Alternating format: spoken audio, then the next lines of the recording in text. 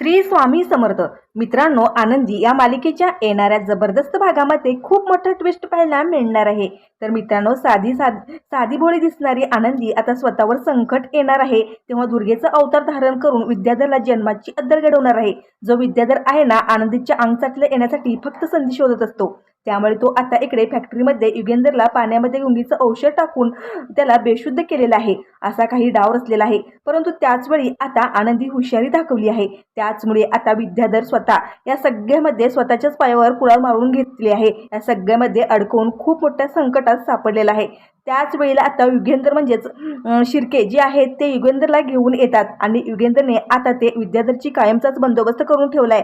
आणि आता त्यानंतर इकडे युगेंदर आनंदीने स्वतः बचावासाठी विद्याधरला जो काही धडा शिकवलेला आहे, जो काही मार्ग अवलंबलेला आहे त्यासाठी कौतुकच करणार आहे. आणि निंबाळकरांच्या सुनेवर हात टाकण्याची काय अवस्था करतो असं म्हणून युगेंद्र खूप मोठा निर्णय घेत विद्याधरची हालहाल करून बंदोबस्त करणार आहे.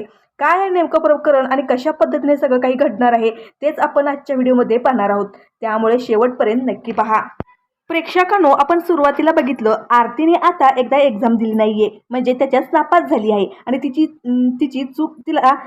तिला चूक कळाली आहे. कारण आबा पण तिच्याशी बोलत नाहीयेत आणि तिने आता युगेंद्रची येऊन माफी सुद्धा मागितली आहे. तिला पुन्हा एकदा चान्स मिळावा म्हणून ती त्यांच्याकडे विनवणी करते, पण आता मालक साहेबांनी सरळ सरळ नकार दिलाय आणि त्याच्याचमुळे आता आरती इकडे आता आनंदीला भेटायला आली आहे. आनंदीकडे येऊन ती आनंदीला आता सांगत असते की मला तुझी मदत हवी आहे. आनंदी म्हणते, आरती ताई नक्की काय झालं, तू मला नीट सांगशील का? त्याच्यावर आता आरती जी काही चूक केली आहे, जी काही गडबड करून ठेवली आहे ना, ती सगळं आता इथे आनंदीला करून कहाणी सांगते. आणि आनंदीला सुद्धा ही गोष्ट अजिबात आवडत नाहीये, कारण आरतीने एवढी मोठी गोष्ट करायला नको होती आणि तेही मालक साहेबांना आणि आबांना विश्वासात घेऊन तिने सांगायला हवं होतं. असं फसवायला नको होतं, त्यांचा विश्वासघात करायला नको होतं. आता इथे आरती ही आनंदीला सांगत असते की तू जर मालक साहेबांशी बोलशील तर मालक साहेब तुझी नक्कीच ऐकतील. माझी एवढी रिक्वेस्ट आहे, मला माझी चूक सुधारण्यासाठी एक संधी हवी आहे.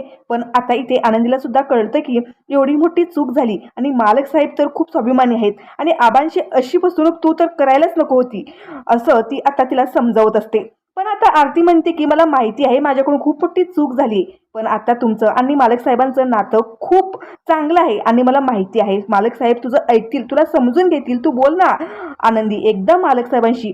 पण आता इथे आनंदी सुद्धा चिडलेली असते आणि म्हणते तू तर पूर्ण आपल्या आबांच्या संस्काराचा, त्यांच्या इज्जतीचा पूर्णपणे अपमान केला आहेस, मातीमोल केला आहेस. आरती ताई तुला कळत नाहीये का तू काय केलंस ते? आरती म्हणते की मला माझ्या चुकीचा पश्चाताप झालाय आणि म्हणूनच मी मालक साहेबांकडे गेले होते, पण त्यांनी सुद्धा माझं काही ऐकलं नाहीये. पण ते तुझं ऐकतील, प्लीज माझ्यासाठी एवढं रिक्वेस्ट कर, एवढी गोष्ट कर ना प्लीज. आता आरती खूप रडत असते आणि खूप विनवणी करत असते आणि त्याच वेळी आता इथे युगेंदर हे सगळं काही मागून येऊन सगळं काही ऐकत असतात. आणि आता मालक साहेबांना हे सगळं बघून एक गोष्ट समजली आहे की आरतीला तिच्या चुकीचा पश्चाताप झालाय, तिला तिची चूक सुधारायची आहे आणि आपण एक संधी द्यायलाच हवी. आता या दोघींजणी जेव्हा बोलत असतात तेव्हा युगेंदर येतो आणि म्हणतो की काय चाललंय, काय झालं इथे? आता ही आरती सुद्धा घाबरते आणि आता आनंदी सुद्धा घाबरलेली असते. आनंदीला सुद्धा आता मालक साहेबांशी कसं बोलावं तिला काहीच कळत नाहीये. आरती मान खाली घालून उभी असते आणि मालक साहेब आता पुढे येऊन म्हणतात की बरं ठीक आहे, तुला तुझ्या चुकीची पश्चाताप झालाय, तुला तुझी चूक समजली आहे, म्हणून तुला मी एक संधी देतो, पण परत अशी चूक करायची नाही. हे मी तुला शेवटचं संधी देतोय असं समज आणि त्या संधीचं सोनं करायचं कसं हे मात्र तू बघ. तेव्हा मात्र आरतीला आणि आनंदीला दोघांना सुद्धा खूप आनंद होतो आणि बरं वाटतं. आनंदी मालक साहेबांचे हात जोडून आभार म्हणते, त्यांना थँक्यू म्हणते की तुमचे उपकार मी कधीच विसरणार नाहीये आणि मी या परीक्षेमध्ये पास होऊनच दाखवेन. तर मंडळी इकडे आता विद्याधरच्या डोक्यामध्ये एक वेगळाच प्लॅन, वेगळंच कारस्थान सुरू असतं. आता विद्याधर बाहेरगावी गेलाय असं दाखवलंय बरं का. पण इकडे आता त्याने युगेंदरच्या ऑफिसमधल्या एका पिऊनला जो असतो त्याला फोन केलाय आणि त्याला पैसे देऊन त्याला युगेंदरच्या विरोधात काही गोष्टी करायला सांगितलेल्या आहेत. त्या म्हणजे आता त्याला आनंदीला मिळवायचं असतं आणि त्यासाठी त्याने हा संधीचा फायदा घेतलाय आणि या माणसाला पैसे देऊन युगेंदरच्या ड्रिंकमध्ये, पाण्यामध्ये काहीतरी अगुंगीचं औषध मिक्स करून त्याला प्यायला दिलेला आहे. युगेंदरच्या ऑफिसमधला जो म्हणजे फॅक्टरीमधला जो माणूस आहे, पैशाच्या लालचापोटी तो हे सगळं काम करायला तयार झालाय. आता विद्याधर ते पिऊनला फोन करून म्हणालेला असतो की तू जर मी सांगितलेलं काम केलंस तर मी पैसा देईन, तुला हवे तेवढे पैसे देईन, काम करायची सुद्धा गरज पडणार नाहीये असं सांगितल्यामुळे आता खूपच या गोष्टीचा लालच सुटलेला असतो. इकडे दुसऱ्या दिवशी आता हे युगेंद्र आणि शिर्के दोघं सुद्धा फॅक्टरीमध्ये आलेले असतात आणि कामाचं बोलणं सुरू असतं आणि त्याच वेळेला आता जो त्यांचा स्टाफ आहे तो कधी कधी संधी मिळते आणि मालक साहेबांना या गुंगीचं औषध देतो असं झालेलं असतं आणि या दोघांचं बोलणं सुरू आहे. तर इकडे विद्याधर हा सारखा त्या माणसाला फोन करतो की बाबा कधी करतोय तू, हे काम झालं की पट दिवशी मला कॉल करायचा आणि सांगायचं आजचा दिवस फक्त आणि फक्त माझा आणि आनंदीचाच आहे. आज आनंदीला माझ्यापासून कोणीही लांब करणार नाहीये, काम लांब ठेवण्याचा प्रयत्न सुद्धा करणार नाहीये. आज आनंदी माझी होणारच असं इथे विद्याधरने ठरवलेलं आहे. आणि त्याचप्रमाणे आता इकडे मालक साहेब त्यांच्या केबिनमध्ये असतात आणि त्याच वेळेला त्यांचा जो माणूस आहे मालक साहेबांसाठी ड्रिंक घेऊन येतो आणि त्याच्यामध्ये त्यांनी आता ते गुंगीचं औषध मिक्स केलेलं असतं. आता मालक साहेब ते घेतात आणि तेवढ्यातच शिर्के तिथे फोन येतो. तेवढ्यातच तिथे शिर्केंचा फोन येतो. शिर्के म्हणतात की आता फॅक्टरी बंद करायची सुद्धा वेळ झाली आणि मला महत्त्वाचा कॉल आहे, मी जर बाहेर जातो. आता युगेंद्र म्हणतो की बरं ठीक आहे, मी पण आता निघणारच आहे. शिर्के तिथून निघून जातात आणि मालक साहेब आता ते ड्रिंक घेतात. आता ते गुंगीचं औषध घेतल्यानंतर त्यांना थोडा वेळ काहीच वाटत नाही. आता शिर्के सुद्धा तिथून निघून गेलेले असतात. त्याच कामाचं जे काही बोलणं झालेलं ते झाल्यानंतर शिर्के निघून गेलेत आणि मालक साहेब सुद्धा आता घरी जायला त्या खुर्चीतून उठतात आणि त्यांना अचानकच चक्कर आल्यासारखं व्हायला होतं. म्हणून मालक साहेब पुन्हा आता खाली बसतात. खाली बसल्यानंतर ते पुन्हा उठतात. पुन्हा त्यांना तसंच होतं आणि आता इथे युगेंद्रचा तोल जातो आणि आता तिथे असलेल्या खुर्चीमध्ये बेशुद्ध होऊन पडतात. तिकडे तो पिऊन आहे ना, त्याने आता विद्याधरला फोन केलाय आणि त्यांनी घडलेला सगळा काही प्रकार सांगितलेला आहे आणि म्हणालेला असतो की साहेब तुमचं काम अगदी 100% पूर्ण झालेलं आहे, पूर्ण केले. ते आता फोन कट करतो. विद्याधर म्हणतो की आज आनंदी तू माझी होण्यापासून तुला कोणीही थांबवू शकत नाही आणि अखेर आपला हा विरह संपणार आहे, कोणीही रोखू शकत नाहीये. आज फक्त विद्याधर आणि आनंदी असं म्हणत स्वतः इथे मोठमोठ्याने हसत असतो. तर युगेंद्र मात्र इथे फॅक्टरीमध्ये खुर्चीमध्ये बेशुद्ध होऊन पडलेला आहे. तर मंडळी प्रेक्षकांनो, इकडे युगेंद्र अजूनही घरी आलेला नसतो. त्यांच्यामुळे आनंदीला काळजी वाटू राहिली असते की मालक साहेब अजून घरी कसे काय आले नाहीयेत. ती त्यांची मेड आहे ना सुनीता, तिला म्हणते की सुनीता ताई किती वाजलेत. त्यावर सुनीता सांगते की 6 वाजून गेली आहे ताई. तर आता ती म्हणत असते की मला मालक साहेब अजून घरी कसे काय आले नाहीयेत. मालक साहेबांची तर घरी येण्याची वेळ केव्हाच होऊन गेली आहे. त्यावर माई सुद्धा म्हणतात की युग तू अजून कसं काय घरी आला नाहीये. तर कधी कधी एवढा उशीर करत नाहीये, तो कधीच एवढा उशीर करत नाहीये. त्यांच्या सगळ्या गोष्टी अगदी टाइम टू टाइम असतात. आणि ती म्हणते की हो ना माई, बघा ना अजूनही मालक साहेब आले नाहीयेत, त्यांना कधी असा उशीर होत नाहीये. पण तेवढ्यातच आता शिल्पान म्हणते की तुला कशाला पाहिजे ग नसत्याच्या उच्चापात्या, त्याला जेव्हा यायचं आहे तेव्हा येईल. त्याला काही काम असतील, तुला काय करायचं आहे, तुला त्या युगंधरच्या मागे पुढे करायचं आहे का.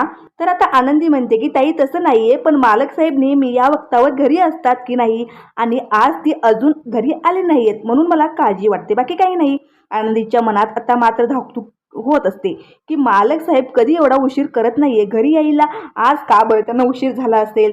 तर इकडे आता जी शिल्पा आहे ती म्हणते की एवढा जास्त विचार करत बसू नकोस, मी फोन करते त्याला, येईल तो घरी. आणि आता इकडे शिल्पा युगेंद्रला फोन करण्यासाठी जाते आणि जाता जाता ती आनंदीला एक सक्त ताकीद देऊन जाते की सतत युगेंद्रच्या मागे पुढे करायचं बंद कर. तुझ्या या मागे पुढे करण्याने तुला या घरातला मान आणि तू बायकोचं स्थान देणार नाहीये. त्याच्यामुळे उगाचच खोटी आस लावून ठेवू नकोस. तू स्वतःला माई आता इथे शिल्पाला म्हणतात की अगं शिल्पा काय बोलतेस, तू त्याची बायको आहे, ती त्याची बायको आहे, तिला काळजी वाटणारच ना, नवरा अजून घरी आला नाहीये. तर तेवढ्यातच आता शिल्पा तिथून निघून जाते. पण आनंदीला काही कळतच नाहीये. त्याच्यामुळे ती म्हणत असते की एकदा शिर्के सरांना फोन करून बघते. शिर्के सरांना माहिती असेल, ते त्यांच्या सोबत असतात ना. आता आनंदी इकडे शिर्केला फोन करते तर शिर्के हा केव्हाच फॅक्टरीतून निघून गेलेला सांगतो.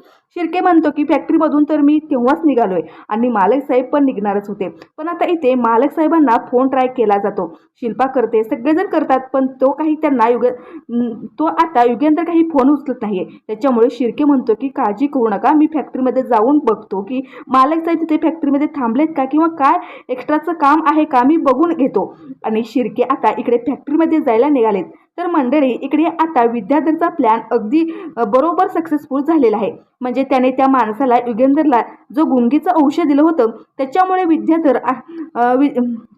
युगंधर हा फॅक्टरीमध्येच आहे आणि त्या संधीचा फायदा घेत आता आनंदी जेव्हा एकटीच इकडे हॉलमध्ये असते, सगळेजण आता इकडे झोपायला गेलेले असतात आणि त्याच वेळेला आनंदीला आता पुन्हा त्याच तपकिरीचा वास येतो आणि तिला आता मागे कोणीतरी आहे अशी जाणीव सुद्धा होते. आणि ती म्हणते की कोण आहे. ती म्हणते हा तर वास त्या तपकिरीचा आहे जो विद्याधर साहेब वापरतात. पण आनंदी म्हणते विद्याधर साहेब बाहेरगावी गेलेत, मग हा वास कुणाचा आणि कशाला आहे. आता आनंदी घाबरते, तिला काहीच कळत नाहीये. आणि मागे जे तिच्या सोबत झालं होतं म्हणजे तिला असाच वास आला होता आणि तो पुतळा फुटला होता. आनंदी म्हणते की या वेळेला सुद्धा तसंच कुणीतरी माझ्यासोबत काही करत असेल का. पण त्याच वेळेला आता आनंदी इकडे तिकडे पाहायला लागते आणि म्हणते की कोण आहे इकडे. तर आता इकडे फॅक्टरीमध्ये युगेंद्र हा अजूनही बेशुद्ध अवस्थेत पडलेला आहे. आनंदी मात्र इकडे घाबरली आणि म्हणते कोण आहे इथे, कोण आहे. तेव्हा विद्याधर म्हणतो की आवाजावरून आणि परफ्यूमवरून ओळखलं नाहीये का. अगं मीच आहे तुझा विद्याधर असं म्हणत तो आता पुढे पुढे येतो. आणि आनंदी मात्र घाबरलेली असते. आनंदी म्हणते की तुम्ही इथे कसे काय, तुम्ही तर बाहेरगावी गेले होते ना, मग तुम्ही इथे कसे काय आले. आनंदी पूर्णपणे घाबरलेली असते आणि विद्याधर तिच्या जवळ येतो. आनंदी घाबरून आता आरडाओरडा करण्याचा प्रयत्न करते. तर विद्याधर आता तिच्या तोंडावर हात ठेवतो आणि तिला शांत राहण्याचा प्रयत्न करत असतो. परंतु आनंदी स्वतःला वाचवण्यासाठी धडपड करत असते. त्याच्या तावडीतून स्वतःला सोडवण्याचा प्रयत्न करत असते आणि तिथून पळून जाण्याचा प्रयत्न करते.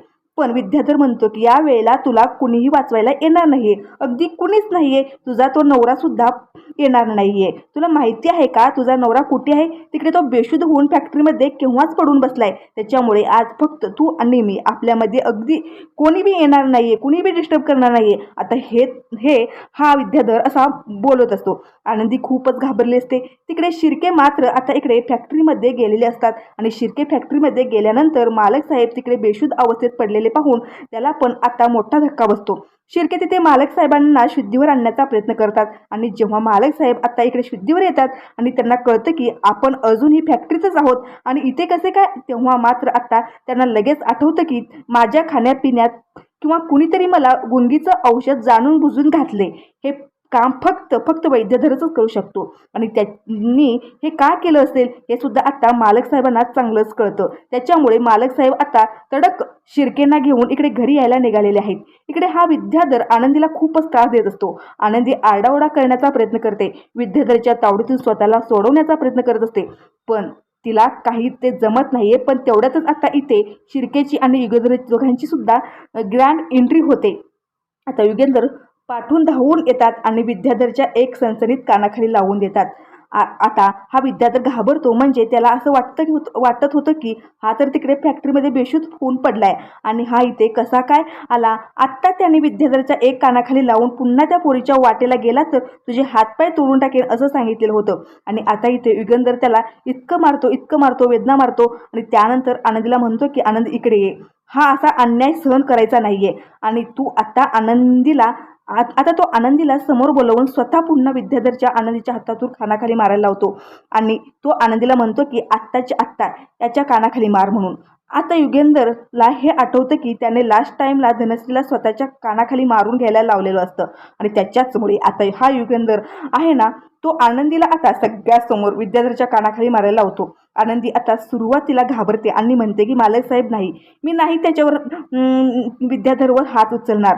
परंतु युगेंद्र म्हणत असतो की आनंदी आत्ताच्या आत्ता पुढे आणि ह्याच्या कानाखाली मार. आणि आत्ता आनंदी घाबरत पुढे येते आणि विद्याधरच्या एक सणसणीत कानाखाली लावून देते. हे मालक साहेब आता इथे आनंदीला सांगतात की यापुढे या माणसाचा अन्याय सहन करायचा नाही. आणि आता त्यानंतर विद्याधर मालक साहेब इतका भेद मारतात त्याच्या